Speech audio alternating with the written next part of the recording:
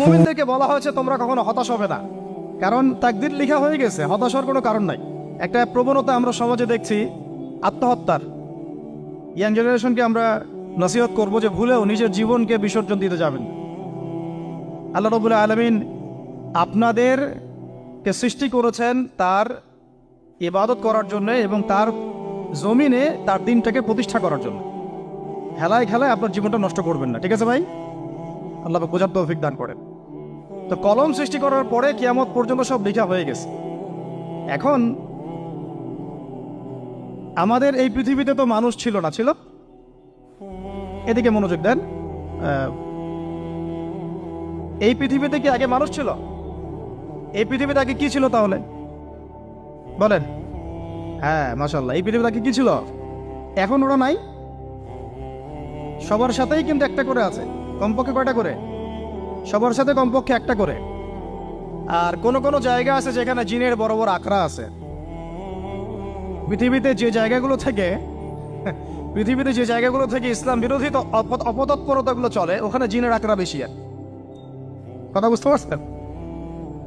তো জিন জাতিকে আল্লাহ পাক ধ্বংস করে দিয়েছেন তাদের পাপের কারণে, আল্লাহ দ্রোহিতার কারণে, অবাধ্যতার কারণে। এখন আল্লাহ রাব্বুল আলামিন ইরাদা করলেন পৃথিবীতে আমাদেরকে সৃষ্টি করবেন, মানে মানুষকে সৃষ্টি করবেন। আল্লাহ পাক তার সমস্ত ফেরেশতাদেরকে একত্রিত করলেন। ঘটনাটা কিন্তু খুব ইন্টারেস্টিং। আমি জানি এখানে ওলামায়ে কেরামও আছেন, তবে আমি সবার জন্য প্রযোজ্য হয় এমন কথা বলারই চেষ্টা করছি, কারণ অনেকে হয়তো এগুলো নাও জানতে পারে।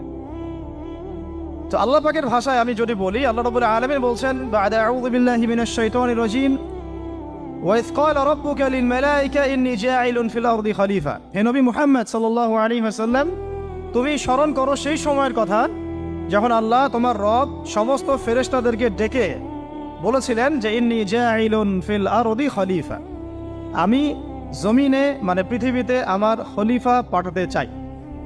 কি পাঠাতে চাই? আরো জোরে বলেন। আল্লাহ পাক বলেননি পৃথিবীতে মানুষ পাঠাতে চাই, পৃথিবীতে নতুন কোনো মাখলুক পাঠাতে চাই।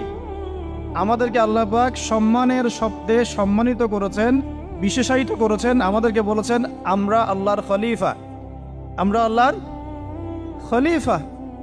এখন আমরা আল্লাহর খলিফা, কিন্তু পৃথিবীতে মানুষ খিলাফা শব্দ সহ্য করতে পারে। হ্যাঁ, কি অদ্ভুত না? এটা কোরআনে কি শেষের দিকে আছে না প্রথম দিকে আছে?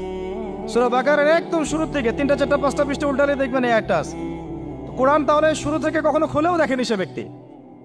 প্রমাণ হলো